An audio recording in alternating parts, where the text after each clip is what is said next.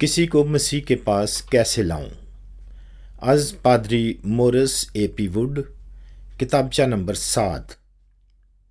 ناشرین، مسیحی عشائت خانہ، 36 فیروز پور روڈ، لاہور۔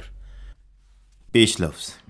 مجھے پادری مورس ووڈ صاحب کی کتابچوں کا پیش لفظ لکھتے ہوئے بڑی مسرت ہو رہی ہے۔ یہ روحانی پیرائی میں لکھے گئے ہیں اور بڑے واضح اور عملی ہیں، اور مسیح میں زندہ ایمان پانے والوں کی جملہ ضروریات کے لیے کافی ہیں، بشرطے کہ وہ اسے پانے کے دل سے خواہاں ہوں۔ مجھے یہ جان کر بڑی خوشی ہوئی ہے کہ یہ کتابچے اب اردو میں چھپ رہے ہیں۔ امید کی جاتی ہے کہ انہیں پادری صاحبان اور دیگر مسیحی رہنما خوب استعمال کریں گے اور انہیں گرجا گھروں، بک اسٹالوں اور دوسری جگہوں پر رکھیں گے۔ از تقدس مآب جناب Lawrence H Woolmer, bishop of Lahore. دیباچہ۔ ان دنوں ایسے رسالوں کی بے حد ضرورت ہے جن میں حقیقی مسیحی بننے کے طریقے کو اور خدا کے روزانہ تجربے کی روشنی کو سادہ الفاظ میں بیان کیا گیا ہو۔ مسیحی زندگی کے کتابچے اس ضرورت کو پورا کریں گے۔ ان کا طرز بیان بہت سادہ اور صاف ہے اور اکثر لوگوں کے لیے مفید ثابت ہوں گے۔ از تقدس مآب have golf, bishop of Sydney. کسی کو مسیح کے پاس کیسے لاؤں؟ ہفتے کے آخری دن طالب علموں کی بشارتی مجلس میں میرا اس سے تعارف کرایا گیا۔ ہم نے ایک دوسرے سے مصافحہ کیا۔ وہ ملک حبش کا ایک طالب علم تھا اور اپنی کلیسیا کی پاسبانی کے لیے تربیت پا رہا تھا۔ میری آنکھوں کے سامنے خدا کے متلاشی ایک حبشی اور ایک مسیحی کی ایک یادگار ملاقات کا منظر پھر آ گیا۔ اگر وہ شخصی ملاقات نہ ہوتی جس میں حبش کے شاہی خاندان کے خزانچی نے خداوند یسوع کو قبول کیا، تو آج اس کے ملک میں کلیسیا نہ ہوتی۔ گویا ہم شخصی فیصلے کے نتائج کا اندازہ نہیں کر سکتے۔ ہم شخصی کام کی اہمیت کا اندازہ نہیں لگا سکتے۔ آپ اعمال کی کتاب کے 8ویں باب کی 26ویں آیت سے لے کر 40ویں آیت کا حوالہ اس کتابچے کے مطالعے سے پہلے پڑھیں، پھر اپنی بائبل کو اسی مقام پر کھلا رکھیں تاکہ آپ کو ان آیتوں کے پڑھنے میں آسانی ہو جن کا میں ذکر کروں گا۔ خدا کا مقصد۔ خدا اس دنیا میں اپنے پاک روح، کتاب مقدس اور کلیسیا کے وسیلے سے ظاہر کرتا ہے۔ جب ہم اس حصے کا مطالعہ کرتے ہیں تو پتہ چلتا ہے کہ روح القدس نے فلپس اور حبشی خواجہ کی ملاقات کا بندوبست کیا تھا۔ 30ویں آیت میں ہم دیکھتے ہیں کہ کتاب مقدس استعمال ہوتی ہے، اور 31ویں آیت میں خدا کی کلیسیا اپنے ایک فرد کی معرفت استعمال کی گئی ہے۔ خدا کی کلیسیا اس روح کی نجات کے لیے خدا کے عمل میں حصہ دار ہوتی ہے۔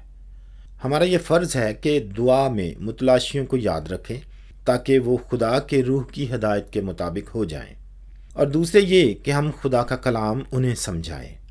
تیسرے یہ کہ وہ اپنے لیے بائبل کا مطالعہ کریں اور بائبل سے متعلق پیغامات کو سنیں۔ آپ اپنی ذاتی گواہی کے وسیلے سے اس سے بات کریں اور آپ مسیح کی کلیسیا کے نمائندہ ہوں گے۔ اکثر لوگ اعتراض کرتے ہیں کہ اپنے دوستوں پر روحانی اثر ڈالنا بڑا مشکل ہے، کیونکہ روحانی باتوں سے انہیں دلچسپی نہیں ہوتی، لہذا انہیں پاک روح، کلام خدا اور کلیسیا کے زیر اثر کرنا چاہیے۔ غیر مانوس دوستوں تک رسائی کے طریقے مختلف ہیں اور ان کی تفصیل یہاں بیان نہیں کی جا سکتی۔ یہ کتابچہ تو صرف اس شخص سے متعلق ہے جو کہ واقعی خلوص دل سے مسیح کا متلاشی ہے۔ خدا کا بندہ۔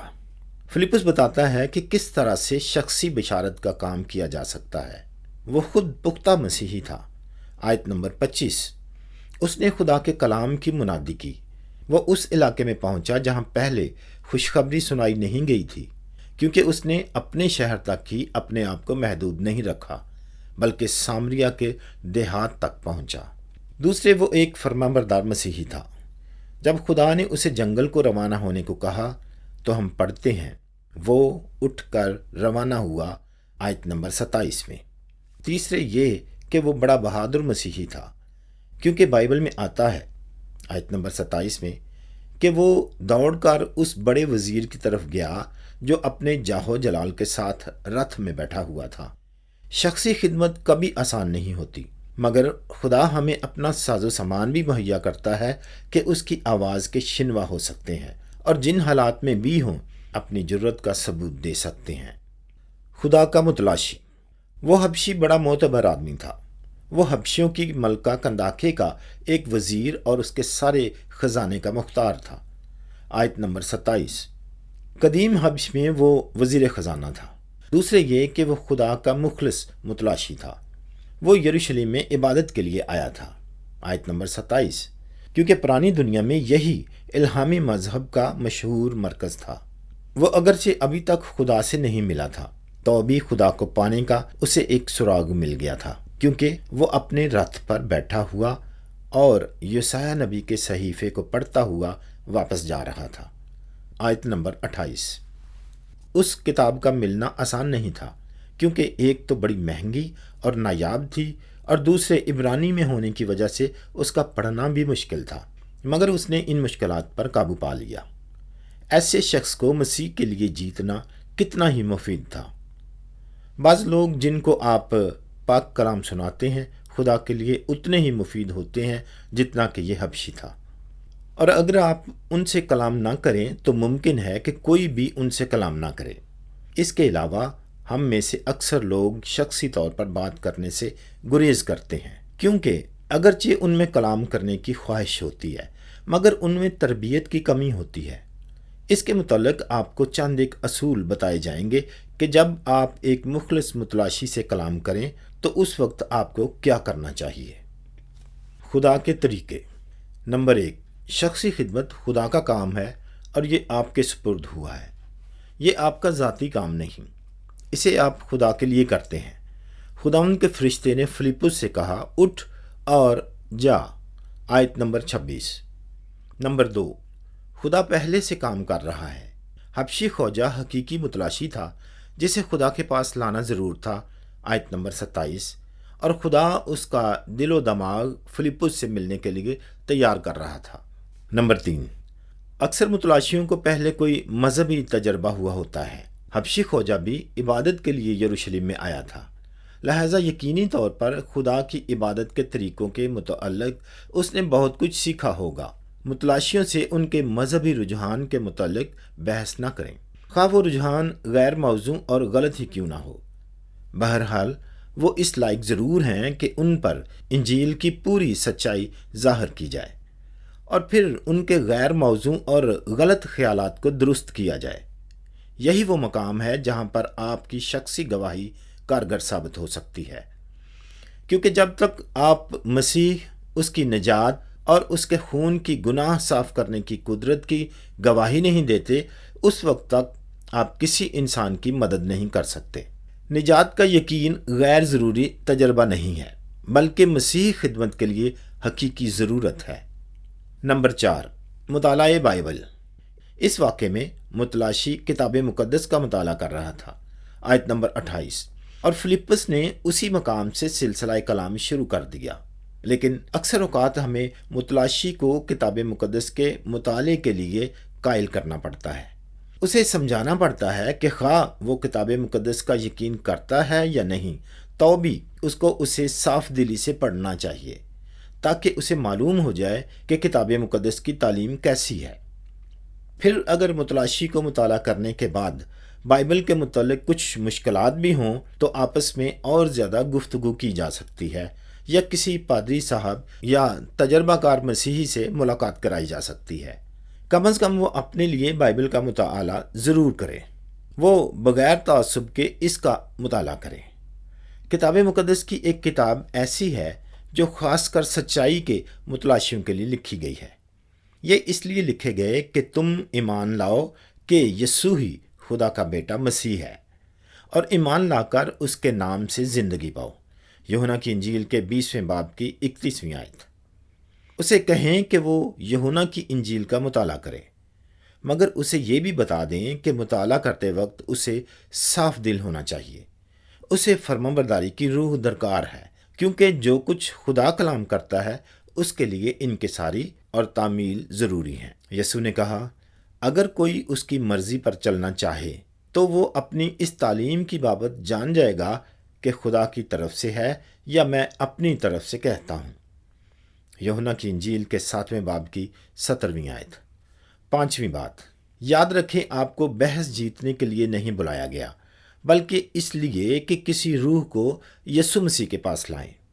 اکثر غیر مسیحیوں کو مسیحی ایمان کے متعلق کچھ غلط فہمیاں ہوتی ہیں۔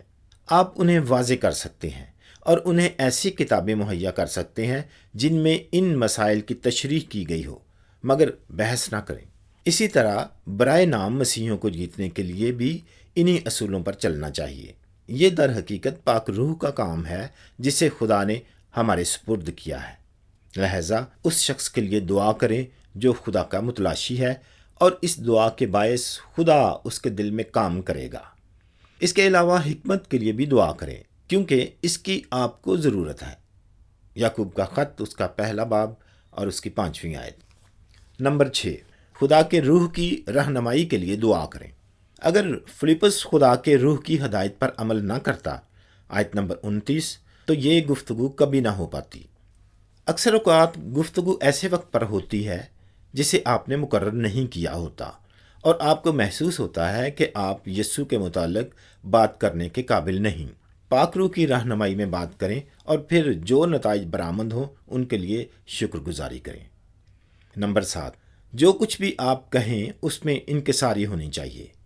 انکساری اور شرافت سے بڑھ کر لوگوں کے لیے اور کوئی بات نہیں ہو سکتی۔ ڈاکٹر بلی گراہم ایک مرتبہ انگلینڈ میں ایک بشارتی مہم پر گئے۔ اس میٹنگ میں سمندر پار کے کوئی 350 طالب علم تھے۔ ان میں سے اکثر نکتہ چینی کے لیے جمع ہوئے تھے۔ اس نے انہیں صرف اتنا کہہ کر ہی بے ہتھیار کر دیا، میں نے ساری دنیا کا چکر لگایا ہے اور صرف ایک ہی زبان دیکھی ہے، اور وہی عالمگیر زبان ہے، اور وہ ہے محبت۔ آپ جانتے ہیں کہ لوگوں کے ساتھ محبت اور شفقت سے پیش آنے سے شخصی گواہی دینا آسان ہو جاتا ہے، اور یوں آپ خدا کے مفید ہتھیار بنتے ہیں۔ اس لیے نہ تو کسی کی خوشامد کریں اور نہ ہی کسی کی تحقیر کریں۔ پطرس کی نصیحت پر عمل کریں۔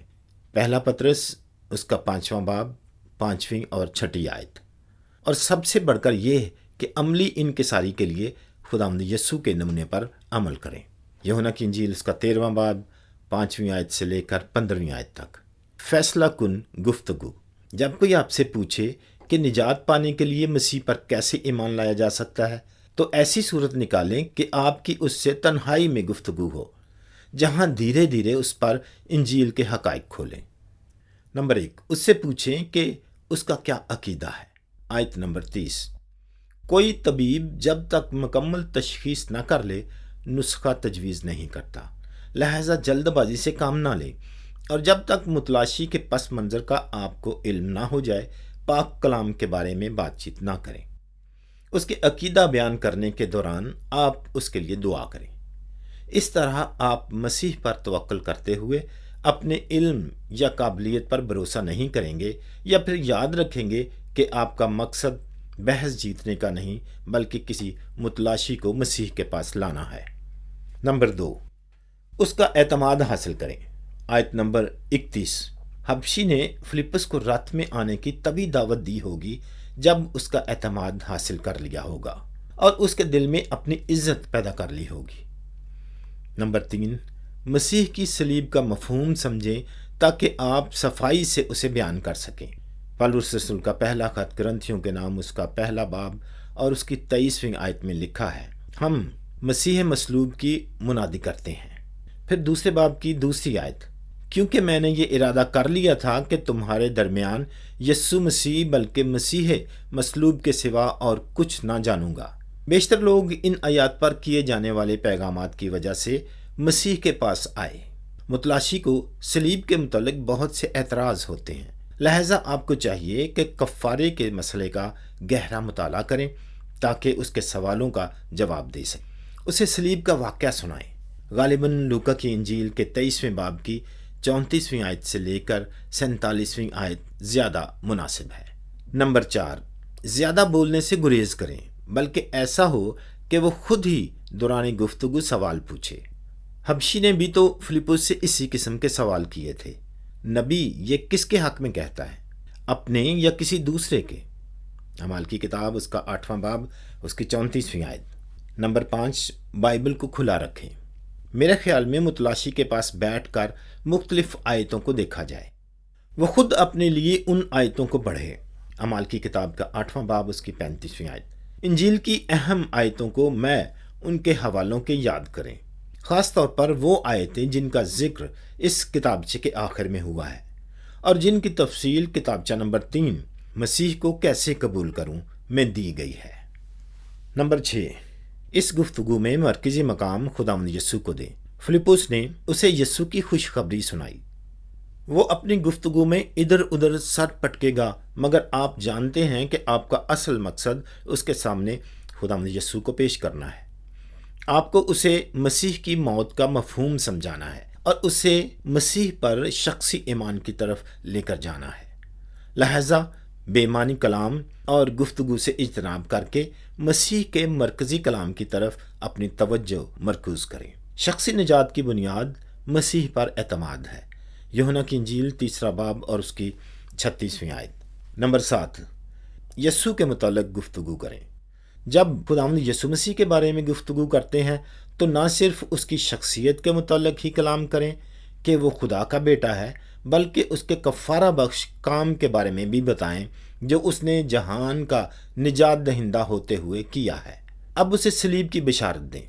آیت نمبر 32، لوگ اسے بھیڑ کی طرح ذبح کرنے کو لے گئے، اور جس طرح بھرا اپنے بال کترنے والے کے سامنے بے زبان ہوتا ہے، اسی طرح وہ اپنا منہ نہیں کھولتا۔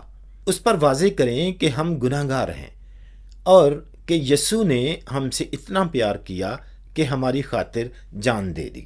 صلیب پر اس کی موت محض محبت کا اظہار نہ تھا، بلکہ یہ میل ملاپ اور مخلصی کا عمل تھا جس سے خداوند یسوع نے ہمارے اور خدا کے درمیان حائل شدہ خلیج کو پر کر دیا۔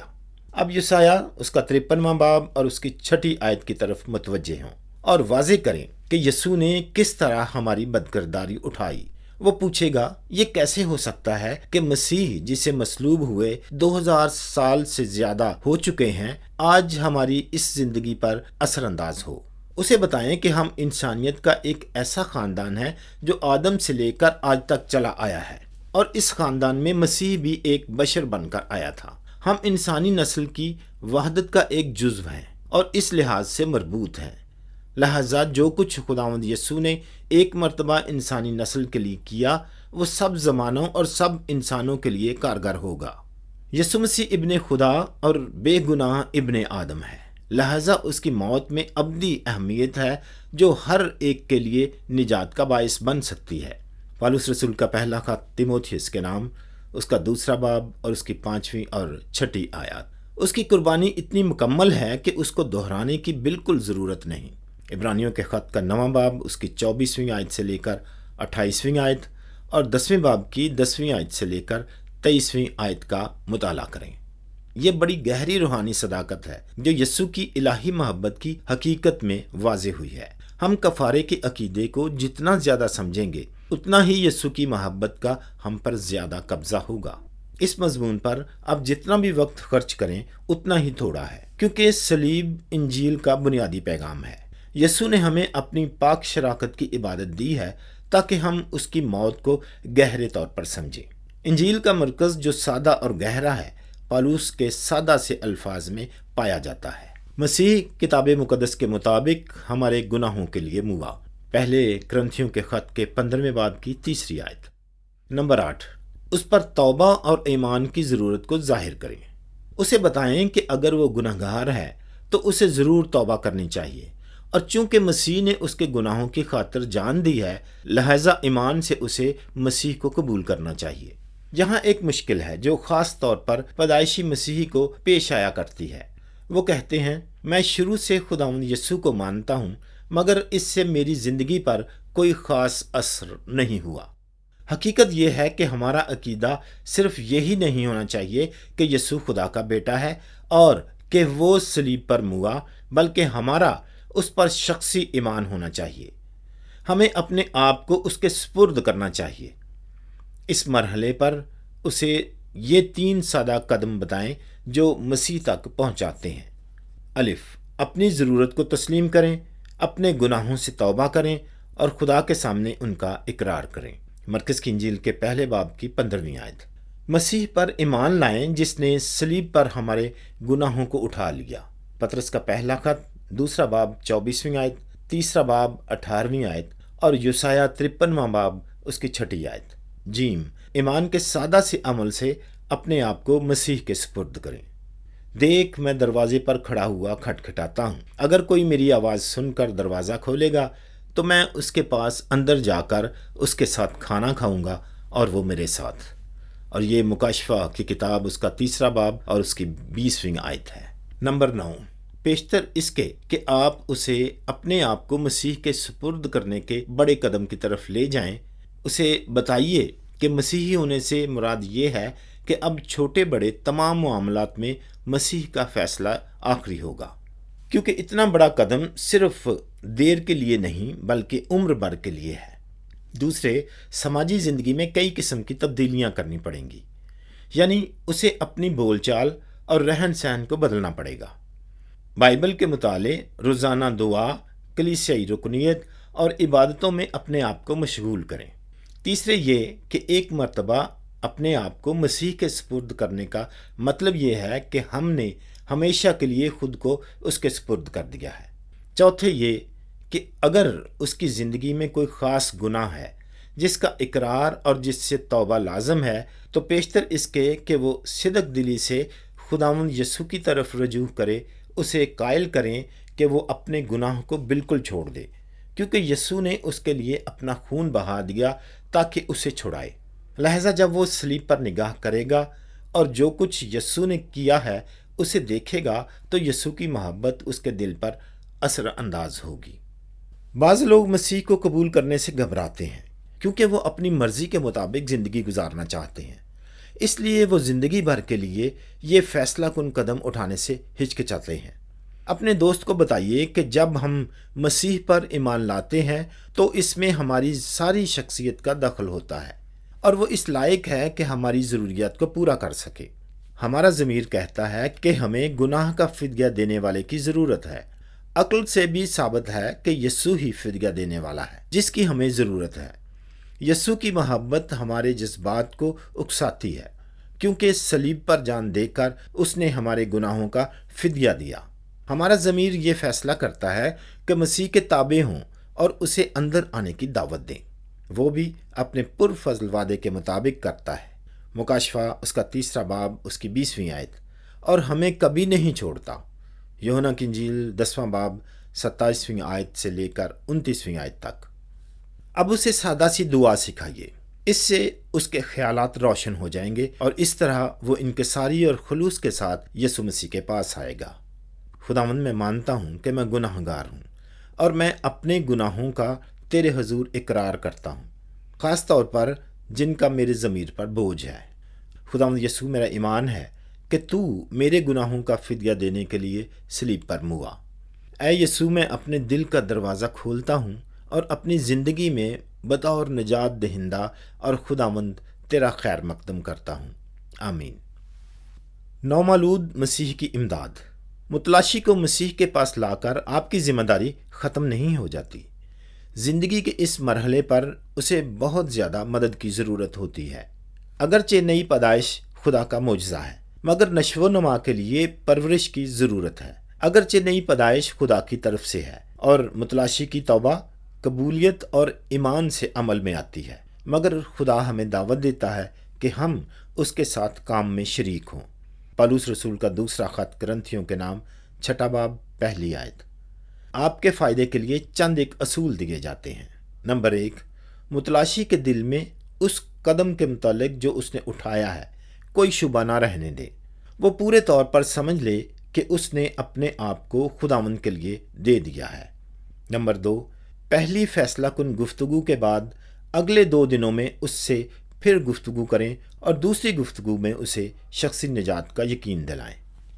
3 چیزوں پر زور دیں۔ اسے یہ تعلیم دیں کہ وہ اپنے ایمان کی بنیاد بائبل میں دیے ہوئے مسیح کے وعدوں پر، جسے اس نے اب اپنا لیا ہے، رکھے۔ اسے حوالوں کے ساتھ یہ آیات حفظ کرنی چاہیے۔ مکاشفہ اس کا 3 باب 20ویں آیت، یوحنا کی انجیل کا 1 باب اس کی 12ویں آیت اور 6 باب کی 37ویں آیت۔ دوسرے، اسے خداوند یسوع مسیح کی صلیبی موت کی حقیقت سمجھاتے جائیں کہ ہماری نجات کا دار و مدار مسیح کے کامل کام پر موقوف ہے۔